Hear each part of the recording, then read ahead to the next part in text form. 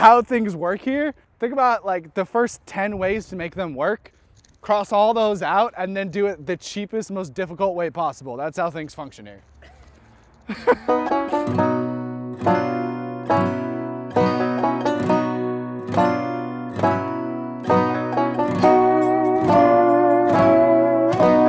My name is Damon Bartos. I am the farm manager of this urban farm.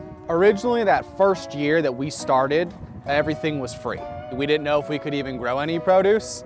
And then the first year we grew 4,000 pounds. And we were like, okay, we've got so much, we're trying to put it out. When I came in, I knew nothing. I have never grown a single vegetable in my life up until 2 years ago. Because I was about to start student teaching before I did this, I opened up an 8th grade science textbook on plant systems. And I read through the entire chapter, like the day before we started kind of building this out. And that's was like my guided principle, was like, okay, I know about the microbial activity in soil. I know how plant systems work. I know how roots work. That's what I'm starting with. And then I just add a variable in every once in a while, see what happens. If it doesn't do good, I pull it right back.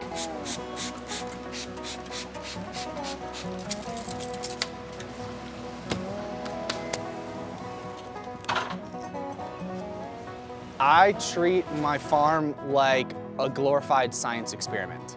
You add like 10 different variables at once and something goes wrong, it's really hard to backtrack and go back and be like, what did I do wrong?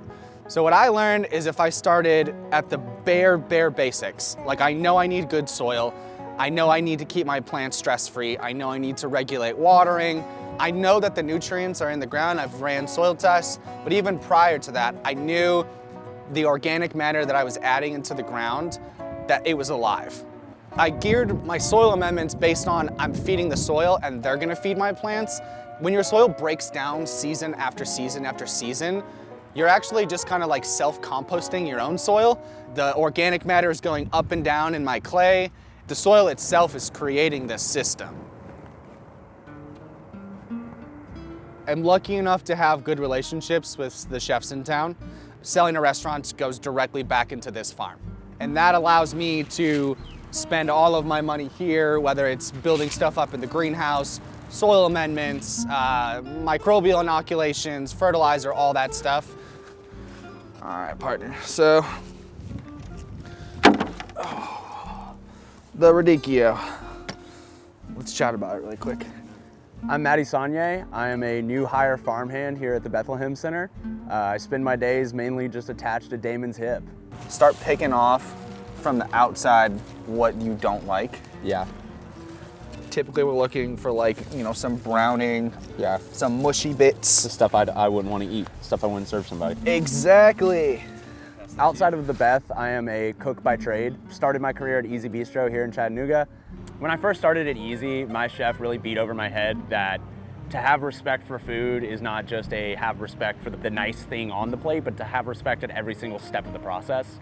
And so whenever this opportunity landed in front of me, it was one of those things where it was like, I can't pass this up. I have to have a deeper understanding. So that way, you know, one day whenever I have a little line cook asking me, why do I have to do it this way? Why do I have to be careful? I can tell them exactly why, because I had done it before.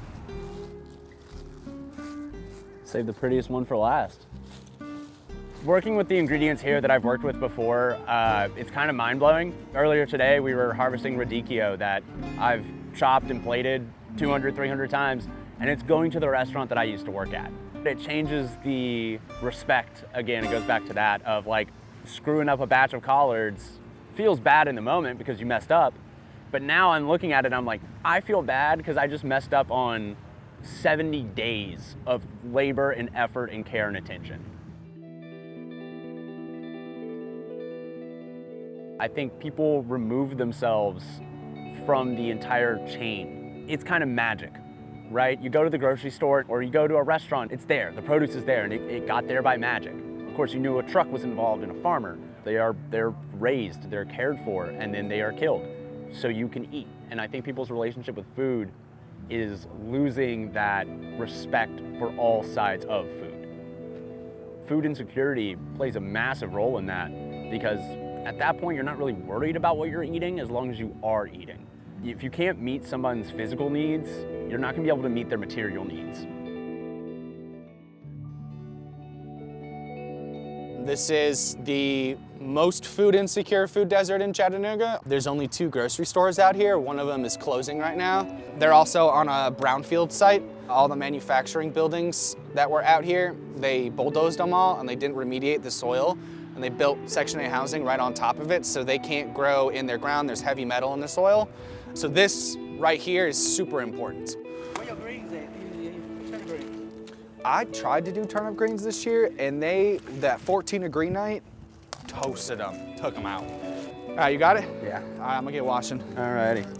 Yeah, no problem, guys, enjoy. Yeah, thank you, Damon. I love that I get to see the same people every week. They know me by first name. I know that they're appreciative of the produce that we have here, and I'm building these personal relationships with people. I get to hear about their families, their struggles, while they're walking around with me and I'm bundling up collard greens for them. This one lady told me she hasn't tasted collard greens like this in 30 years. And I said, what do you mean by that? And she goes, the grocery store collard greens don't taste the same. I miss when collard greens taste like this. All right, thanks so much. You're welcome. Enjoy, let me know how they are. All right, will do. I'll be back for more.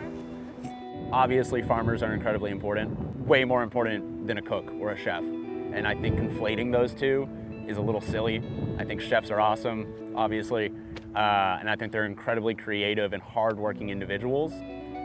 But you don't get to be a chef without a guy like Damon. And there's 100,000 Damons out there that just need the opportunity that has been given to him. I think people need to focus more on the farmer and less on the plate.